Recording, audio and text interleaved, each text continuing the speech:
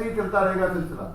देखिए, अच्छे बुरे लोग हर जगह होते हैं और अच्छी बुरी चीज हर जगह होती है, और वो उसके लिए इनके मैकेनिज्म हैं, इनके पास अपने मैकेनिज्म हैं, इनके पास अपने इनकी जासूसी चल रहे हैं, वही डिसाइड करते हैं क्या करना है। जी सर, कल डीजीआई इख्तियार साहब की प्रेस कॉन्फ्रेंस के बाद एक और नया नैरेटिव पीटीआई का सामने आया है, उस पर पाकिस्तान पीपुल्स पार्टी का क्या मौक़िफ़, और डीजीआई इख्तियार की जो प्रेस कॉन्फ्रेंस थी उस पर बतौर पीपुल्स पार्टी के कारकुन सीनियर वजीर के आपका क्या राय है?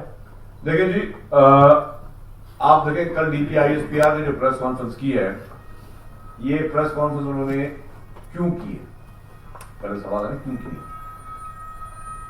जेल में एक कैदी जिसके लिए कहा जा रहा था कि उसको मुलाकात करवाई जाए, और हुकूमत ने उनकी जो बहनें हैं इमरान खान साहब की, उनको बोला जाए मुलाकातें करें। वो मुलाकात करा के निकलती हैं और थोड़ी देर के बाद उस कैदी के अकाउंट से, जो क्या खुद जेल में बैठा हुआ है और वो उसका पर्सनल अकाउंट है, उसका ऑफिशियल अकाउंट नहीं है, कौन से मुल्क से वो अकाउंट ऑपरेट हो रहा है, उस अकाउंट से आपके हमारे अपने मुल्क के इदारों, उनके सरबराहों के खिलाफ जो है वो एक गिरी हुई बातें, और मैं समझता हूं कि इखलाक से गिरी हुई बातें और अपने ही चीजों को कंट्रोवर्सी करने की कोशिश पूरी दुनिया में के लिए उन्होंने की कोशिश। डेफिनेटली आईएसपीआर की तरफ से जो बयान आया वो उस इमरान खान के उस ट्वीट का एक जवाब था। दूसरा कि पीटीआई के लीडरान और इमरान खान के फैमिली वाले वो भारतीय मीडिया को जाके आप इंटरव्यू दे रहे हैं, और भारतीय मीडिया को उस इंटरव्यू में आप अपने मुल्क को कंट्रोवर्शियल कर रहे हैं, आप अपने मुल्क के इदारों को कंट्रोवर्शियल कर रहे हैं।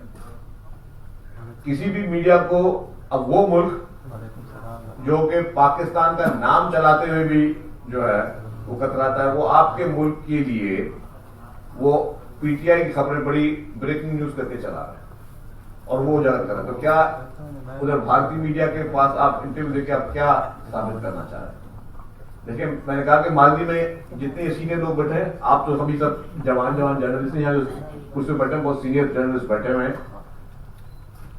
मालदी में जो पीपुल्स पार्टी के साथ हुआ, आज तक पाकिस्तान की हिस्ट्री में किसी के साथ भी नहीं हुआ। सारी पॉलिटिकल पार्टी जितने भी नाम ले लें, वाहिद पॉलिटिकल पार्टी थी पीपुल्स पार्टी, जिसकी पूरी लीडरशिप शहीद हो गई।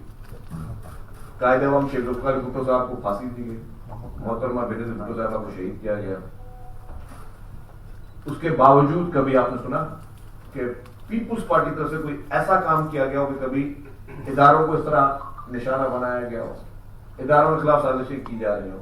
इंटरनेशनली आप दुनिया भर में अपने ही मुल्क के इदारों के खिलाफ जो है वो आप मुहिम चला रहे हो।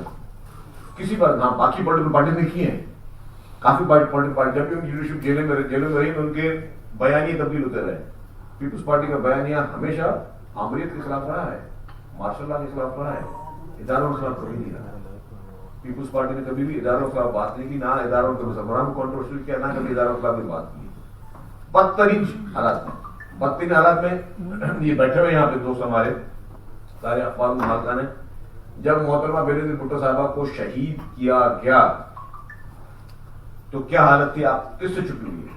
हमारी तो मेमोरी जल्दी भूल जाते हैं। क्या हशर था पूरे पाकिस्तान का, जिस तरीके से एक आग लगी हुई थी पूरे पाकिस्तान में। प्रेसिडेंट आसिफ अली जरदारी साहब ने उस वक्त जो पाकिस्तान खप्पे का नारा लगाया था, लोग कहते हैं क्या है, बस पाकिस्तान खप्पे का नारा लगाएंगे, पीपुल्स पार्टी बात करती है। वो बहुत इंपॉर्टेंट नारा था। वो उस हालात में, क्योंकि हर चीज की हालात की बात होती है, उन हालात में जब सड़कों पे आग लगी हुई थी, सिंध भर में कोई ऐसा एक सड़क नहीं थी जहां पे जो है चलने का रास्ता हो, लोग सरापा एहतजाज थे। उस वक्त पाकिस्तान खपे का नारा लगाना का मकसद क्या था कि पाकिस्तान से मोहब्बत की निशानी थी कि कुछ भी हो जाए, जो भी चीजें हुई हैं उनको देखा जाएगा, लेकिन अपने मुल्क को कोई नुकसान ना पहुंचे। ये होनी चाहिए आपकी मेंटालिटी। ये नहीं कि आप 2.5 साल आप जेल में हो और 2.5 साल जेल में रहने के बाद आप अपने मुल्क को नुकसान पहुंचाने की कोशिश कर रहे हो। आज अगर इस शख्स के आप हवाले कर दें, इमरान खान के हवाले, और उसकी मर्जी से दे दें कि वो उसका जो बस चले तो क्या ना करे। अभी वो अरेस्ट ही नहीं हुआ तो मुल्क पे एटम बम गिराने की बातें कर रहा था अपने मुल्क पे बैठकर। और अपने मुल्क के बयानी को किस तरह झूठ बोल बोल कर उसने अपने बयानी बेचे अपने मुल्क के खिलाफ। कभी कहा कि साइफर जी बैरूनी साजिश है, फिर जिस मुल्क के पे इल्जाम लगाया कि जी बैरूनी साजिश है, उसी मुल्क में अपने जो है लॉबिस्ट मुकर्रर कर रहे हो पैसे देकर। ये कौन सी मुनाफकत चल रही है, ये कौन सी सियासत हो रही है? आप पूरी कौम को एक ट्रक की बत्ती के पीछे लगा रहे हो कि जी मुझे हटाने में बैरूनी जो है वो साजिश थी, और फिर उसी मुल्क में आप अपने बंदे बोल रहे हो, भेज रहे हो कि जी वो मेरे लिए आप वो लोग करें लॉबिंग करें, आप वो लोग करें लॉबिंग करें वहां पे। ये कौन सी मुनाफकत है? ये आप सियासत से कहते हैं कि आप एक तरफ नफरत की आग फैला अपने लिए रास्ते ढूंढ रहे हैं अपनी रिहाई के और अपनी हुकूमत के लिए। यही आज अगर इमरान खान साहब एक और उनकी पार्टी अभी बयानी अच्छा ये मशहूर करें, वो एंटी एस्टेब्लिशमेंट पार्टी है, यही बयानी मशहूर कर रहे हैं ना वो लोग। ये वही शख्स जब इसकी हुकूमत गई जाने वाली थी तो इमरान खान ने जनरल बाजवा साहब को कहा कि मैं आपको लाइफ टाइम के लिए 10 साल के लिए आर्मी चीफ बनाने के लिए तैयार हूं। उस वक्त कहा कि इसकी वो जो एंटी एस्टेब्लिशमेंट वाली सोच जो आज बात कर रहा है वो एंटी एस्टेब्लिशमेंट पार्टी है। और उसके बावजूद इमरान खान साहब कैसे आए थे इक़्तिदार में, किससे छुपी हुई बात है, किस तरीके के इलेक्शन के नतीजे में इक़्तिदार में आए थे। तो एक शख्स जिसकी बुनियादी झूठ पर फरेब पर हो, तो आज बैठकर अपने मुल्क में अपने नौजवानों को आप एस्टेब्लिशमेंट के खिलाफ बयानियां देने की बात करते हो, या अपने इदारों के खिलाफ बयानियां देने की बात करते हो, या अपने मुल्क को नुकसान पहुंचाने की बात करते हो, ये कहीं से भी जो है ये चीज एक्सेप्टेबल नहीं है। तो कल जो आपने कहा कि DGI स्क्वायर की जो प्रेस कॉन्फ्रेंस थी वो बिल्कुल सही थी कि वो शख्स जो कि इदारों को नुकसान पहुंचाए, वो शख्स जो इदारों के सरबराहों के खिलाफ प्रोपेगेंडास करे और उसके खिलाफ घिनौनी साजिशें करे, उसके लिए इंटरनेशनली फंडिंग होती रहे। ये सारे अकाउंट जो कि बाहर चल रहे हैं, यहाँ का बात क्यों नहीं करे वही लोग जो लोग बाहर में बैठ के ये ट्वीट्स कर रहे हैं, सारी चीजें कर रहे हैं, वो यहाँ पाकिस्तान बाकी क्यों नहीं करते? अगर इतने ही सब अच्छे लोग हैं और इतने अच्छा वो समझते हैं कि जी वो अच्छा काम करें, यहाँ मुल्क में बैठकर काम करें ना वो। तो ये सारी चीजें बाहर ये साजिशें अपने मुल्क को नुकसान पहुंचाने की, कमजोर करने की नाकाम कोशिश है। इस मुल्क को अल्हम्दुलिल्लाह क़यामत तक कोई खतरा नहीं है। इस तरह की सोच, इस तरह के लोग जो कि इस तरह की कोशिशें करते हैं, और ये सारी मुनाफिकत की निशानियां उनकी, क्योंकि उनके अपने इक़्तिदार के दौर में वो वही जुमले बोल रहे होते थे जिसके आज मुनाफिक करते हैं। वो कहते थे कि हमारे बहुत से ताल्लुकात हैं एस्टेब्लिशमेंट के साथ, और हिस्ट्री में कभी इतने अच्छे ताल्लुकात नहीं होते जो कि PTI उस वक्त प्राइम मिनिस्टर कहते थे जी जो मेरे ताल्लुकात हैं। हर चीज में बैठकर जो है उस वक्त उनकी तारीफें कर होते थे, लेकिन जब एक वोट ऑफ नो कॉन्फिडेंस आया और देखा कि जब मेरी हुकूमत सीट जारी है तो फिर पूरे टोकों को रुख उन्होंने पूरी इदारों के खिलाफ करना शुरू कर दिए। तो ये सिर्फ मुनाफिकत है और ये सिर्फ आवाम को धोखा देने की बात है। अच्छा सर, साहब ने कल एक बयान दिया कि बैठ के मुल्क के 3 जो बड़े जेल है उसकी सफाई हो रही है और वहाँ हो सकता है कि PTI के बड़े रहनुमाओं को वहाँ शिफ्ट किया जाएगा और गिरफ्तार भी होने वाली। तो आप क्या समझते हैं? किसने कहा? चौहान साहब जो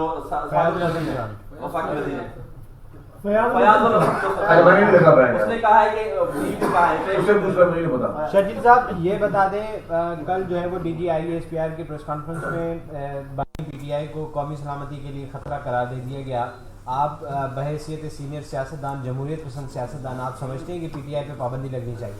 देखिए, मैं पाबंदी कभी भी किसी जमात की बात नहीं करता, किसी जमात को पाबंदी लगनी चाहिए, लेकिन मेरी बात सुने, एक शख्स जो इंटरनेशनल लॉबिस्ट हायर कर रहा है कि अपने मुल्क के खिलाफ बयानियां बनाए जाएं, जिनके लिए इसराइल के जरीदे लिख रहे हैं, वो इसराइल जिसने ह्यूमन राइट्स की वायलेशन में वर्ल्ड रिकॉर्ड कायम किए हुए, जिसने इंसानों की जो है नस्लकुशी की हुई है, वो इसराइल के जरीदे अगर लिख रहे हैं इमरान खान के हक में, जेरूसलम पोस्ट के वो आर्टिकल्स पढ़ लें, वो कह रहे हैं कि इमरान खान जेरूसलम के लिए बहुत अच्छा साबित होंगे और उस पूरे खित्ते के लिए अच्छा साबित होंगे, और जिसमें फॉरेन फंडिंग में देखिए सारे मेरे बहुत सीनियर अखबार नवीस बैठे हुए हैं, आप फॉरेन फंडिंग केस का वो फैसला पढ़ लें, उसमें एक सेकंड सोच लेंगे इलेक्शन कमीशन ने एक सेकंड के लिए ठीक है सही नहीं लिखा होगा, लेकिन जो उसमें शवाहिद दिए हुए हैं कि इमरान खान के लिए फंडिंग आई है इसराइल से, अकाउंट नंबरों से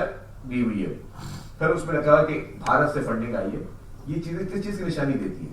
मैं एक छोटी सी बात करता हूँ, हमारे सबके मरहूम हमारे शहीद साफी थे अरशद शरीफ साहब, उन्होंने एक शो किया था, उस शो के आप क्लिप देख रहे हो, उन्होंने खुद कहा था कि जी किस तरीके से इसराइल और भारत से PTI को फंडिंग हो रही है। मुझे बताएं, सब मुझसे ज्यादा कानून समझते हैं, कि क्या पाकिस्तान में ये अलाउ है कि आप भारत और इसराइल से आपको इलेक्शनों के लिए फंडिंग करें, और अगर भारत और इसराइल आपको इलेक्शन के लिए फंडिंग करेगा तो फिर इसका मकसद क्या होगा? किस काम के लिए फंडिंग कर रहा है?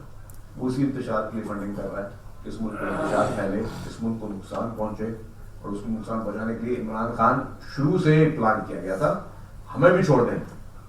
डॉक्टर इसरार अहमद को किसने सुना है? आप सबने सुना होगा डॉक्टर इसरार अहमद ने आज से कितने साल पहले कहा था? डॉक्टर इसरार अहमद कितने साल पहले कहा था? और आज के और बताया था कि ये प्लांट किया जाएगा और प्लांट करके उसको वजीर बनाने की साजिश होगी, और वो सही साबित हुई। उसमें तो कोई और चीज नहीं थी। मौलाना अब्दुल सत्तार ईदी साहब, कौन नहीं जानता मौलाना अब्दुल सत्तार ईदी साहब को? नॉन कंट्रोवर्शियल एक कौमी हीरो है हमारे पाकिस्तान के सत्तार ईदी साहब। सत्तार ईदी साहब ने क्या कहा? सत्तार ईदी साहब ने कहा कि ये मेरे पास आया कि जब मैं शहीद मोहतरमा बेनज़ीर भुट्टो साहबा की हुकूमत गिरानी है, जो आज अपने आप को होता कि मैं एंटी एस्टेब्लिशमेंट हूँ और मैं फलाना हूँ और ढिमका हूँ, ये उस वक्त कह रहा था कि जी मुझे मोहतरमा बेनज़ीर भुट्टो साहबा की हुकूमत गिराने के लिए इमरान खान साहब मेरे पास आए थे। इस तरीके से हकीम सईद साहब ने क्या लिखा है? तो ये मैं आपको कौमी हीरोज के नाम बता रहा हूँ जिन्होंने इस शख्स के लिए क्या लिखा है। तो ये शख्स जो आप बात कह रहे हैं, मैं नहीं कहता किसी में कोई सर्टिफिकेट देता, लेकिन ये है कि इसके जितने अहमाल हैं ये पाकिस्तान के बेचे नहीं थे। इसको प्राइम मिनिस्टर बना के हमसे इस मुल्क में जिसका भी फैसला था गलत फैसला था, वो गलती आपने की। उस शख्स को जिसका कोई पॉलिटिकल ग्राउंड नहीं था, उसको पूरे उसके लिए बाकायदा इंटरनेशनल लॉबिंग भी हुई है, और बड़े बड़े लॉबिस्ट जो है उन्होंने बैठकर जो है इसको इस जगह तक पहुंचा है कि वो पाकिस्तान में नुकसान करने की कोशिश कर रहा है। आप लोग बहुत बहुत शुक्रिया। Thank you sir, thank you.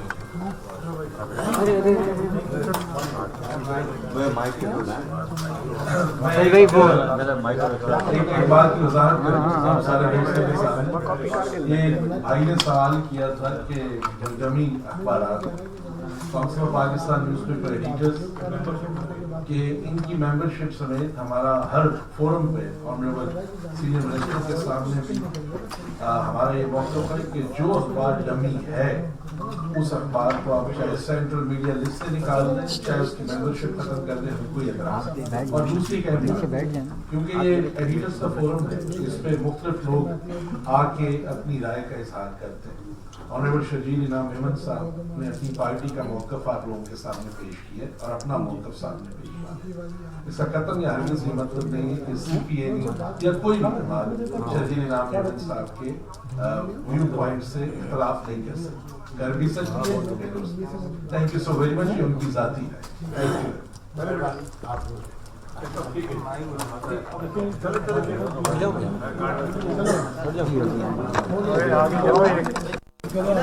वो है ना, वो बैठा हुआ है ना अंदर।